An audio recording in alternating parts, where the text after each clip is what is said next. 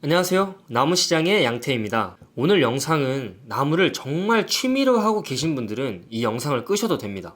하지만 정말 나무로 돈을 벌고자 하시는 분들은 이 영상을 끝까지 시청하시길 바랍니다.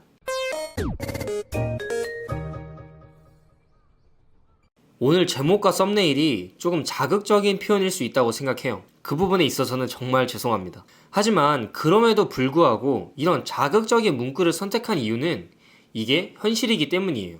저희는 조경수 재테크 컨설팅을 많이 다니거든요.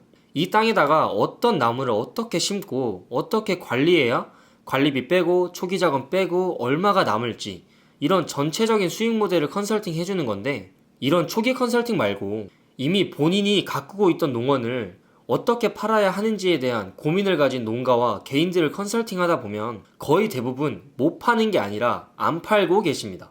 아니, 왜 저희는 나무를 못 팔죠? 문제가 뭘까요? 하시길래 가봤더니 정작 문제는 본인들이 팔지를 않는 거예요. 그런 분들은 사실 문제 해결은 간단해요. 팔면 됩니다. 그런데 대부분 지금까지 투자한 게 아까워서 끝까지 붙들고 계시는 거예요. 본인들이 생각하는 희망 단가를 포기를 못 하는 거죠. 물론 100번, 1000번 이해합니다. 나무를 처음 시작하시는 분들은 대부분이 겪는 과정이고 저희 또한 그런 과정이 있었기 때문이죠. 저희도 사업 초기에는 아니 여기에 투자한 게 얼만데 적어도 이 정도는 받아야지 하면서 저희 희망 단가보다 낮은 가격을 부르는 사람들한테는 안 팔았어요. 아니 내가 여기 땅 빌리는데 얼마고 여기로 나무 사서 옮기는데 얼마가 들었는데, 아니 게다가 전지하고 약치고 인건비까지 들었는데 그 나무를 이 가격을 불러? 완전 도둑놈이네 하면서요. 그런데 결국 나무는 시간이 지날수록 성장하죠. 다른 재화들이랑은 다르게 나무는 기다려주지 않습니다. 계속 커요. 그러면 땅은 그대로인데 나무가 성장하면 나무끼리 붙겠죠? 이걸 밀식됐다고 하는데, 식재의 밀도가 너무 높아지면 나무 사이에 공간이 좁아져서 햇빛이 들어가지를 못해요. 결국 햇빛을 받지 못한 옆 나무의 가지는 죽는 거예요. 그러면 나무의 가치는 당연히 낮아지겠죠? 그럼 이때 취할 수 있는 최선의 선택은 나무의 밀도를 낮추기 위해서 사이에 있는 나무들을 파는 겁니다. 사실 사간다는 사람이 있으면 정말 감사한 거예요. 절은 한 3번 해야 돼. 아무도 안 사가면 배워야 할 판인데 누가 돈을 주고 사준다는데. 그런데 초보 농가는 사이의 나무조차 포기를 못합니다. 아니 내가 여기 얼마를 썼는데 이 나무를 그렇게 헐값에 판다고? 이런 분은 당연히 베어내지도 못하겠죠? 그럼 결국 해당 밭에 있는 모든 나무들이 나무의 가치를 잃어서 상품성을 잃어버리는 거예요. 이러면 이미 늦어버린 거거든요. 사이 나무들을 비워서 나머지 나무라도 상품으로 만들어서 더 비싸게 팔 수 있는 기회를 스스로 차버린 거죠. 그때서야 헐값에라도 가져가라고 주변에 사정을 합니다. 하지만 이미 상품성을 잃은 나무를 누가 가져갈까요? 결국 나무도 못 팔고 관리비만 계속 나가다가 농원을 포기해야 하는 상황이 발생하는 거죠. 물론 이 상황에서도 나무를 상품으로 만드는 방법은 있습니다. 하지만 그 방법은 최소 6년에서 7년은 걸리고 또 추가적인 돈이 투입되어야 하기 때문에 자금력이 없는 사람은 시도해볼 엄두가 안 나죠. 게다가 이런 상황까지 겪은 분이면 다시는 나무 안 해 하면서 상처를 입고 떠납니다. 마치 주식으로 돈을 크게 잃은 집 가훈이 도박과 주식만은 하지 마라 인 것처럼요.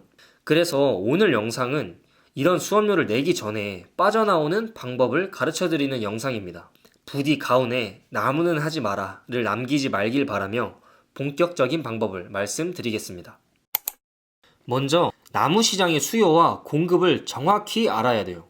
이게 무슨 말이냐면 수요라는 건 조경회사나 설계에서 나무를 찾는 걸 말하는데, 이때 아무 나무나 찾는 게 아닙니다. 규격화된 수형이 있어요. 지하고 얼마, 수폭 얼마, 점수 얼마, 이렇게 시장에서 수요가 높은 나무의 조건을 정확하게 알아야 나무 농사를 실패하지 않습니다. 잘 팔릴 나무를 먼저 파악하고 키워야 나무가 안 나가서 베어버리는 불상사를 막을 수 있겠죠? 그리고 공급이라는 건 현재 해당 수종이 전국에 얼마나 있는지를 말하는데, 기본 시장의 논리랑 똑같아요. 공급량이 많으면 그 재화의 가치는 낮아지겠죠? 그래서 시장의 흐름을 보고 공급량이 부족한 나무를 선택해야 돈을 벌 수 있습니다. 이미 전국에 많이 심어진 나무를 하게 되면 나무 가격이 똥값이 되는 거죠. 물론 이건 고정적이지 않고 매우 유동적입니다. 아까 서두에서 나무는 가만히 있지 않고 계속 자란다고 했죠?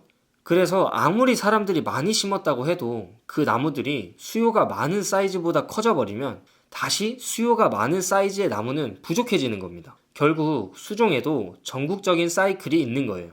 이걸 정확하게 파악하지 못하면 마치 주식에서 고점에서 샀다가 저점에서 파는 것과 같이 되는 거죠. 돈을 벌려면 당연히 저점에서 샀다가 고점에서 팔아야겠죠? 그래서 설계에서 많이 찾는 나무의 수요를 정확히 파악하고 전국적인 공급량의 흐름을 안다면 나무로 돈 벌기는 어렵지 않습니다. 결국 이것도 정보 싸움인 거죠.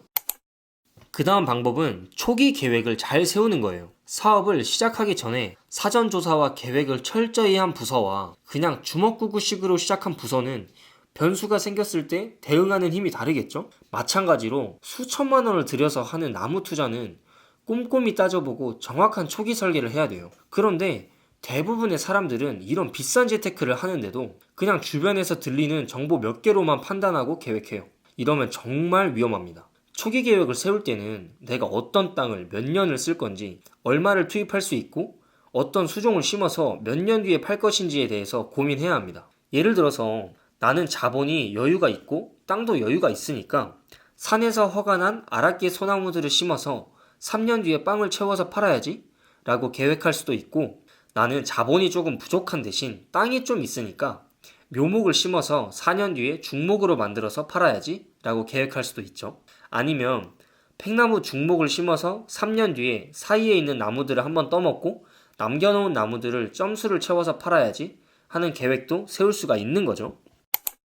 오늘은 대부분의 초보 농가분들이 필연적으로 거치게 되는 실수들에 대해서 이야기해 봤는데요. 사실 가장 중요한 건 감정적이면 안 된다는 거예요. 시장에 객관적이어야 합니다. 사실적으로 보고 임해야 돼요. 대부분의 농가들은 지금까지 투자한 게 얼만데 하고 놓지를 못합니다. 하지만 객관적으로 시장에서 그 나무의 형태가 가치가 없다라고 한다면 이성적으로 판단하고 인정한 다음에 다음 전략을 세워야 돼요. 안 그러면 결국 모든 나무의 가치를 잃게 됩니다. 대를 위해 소를 희생할 줄 알아야 변수에 대한 리스크를 줄일 수 있는 거죠. 하지만 더 문제는 수요의 기준을 모르는 농가들이 있다는 겁니다. 조경 설계에서 찾지도 않는, 조경회사에서 가져가지도 않는 수영과 수종의 나무를 돈을 들여서 계속 양산하고 있는 거죠. 내가 아는 농가는 이렇게 했는데 팔렸는데? 라고 하면서요.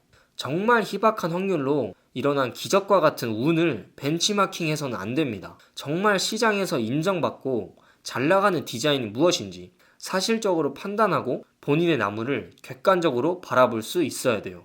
이걸 인정하지 못하면 안타깝지만 시장 논리에 의해서 심판을 받게 될 겁니다. 매우 희박한 확률로 나무가 팔리던 아니면 매우 높은 확률로 나무는 안 팔리고 관리비만 쏟다가 포기하던. 다음 영상에서는 실제로 어떤 나무를 심어야 돈이 되는지에 대해서 말씀드릴 테니 다음 영상을 바로 받아보고 싶으신 분은 구독 눌러주시고 오늘 영상이 유익하셨다면 좋아요까지 눌러주세요. 네, 오늘도 나무시장의 양태였습니다. 감사합니다.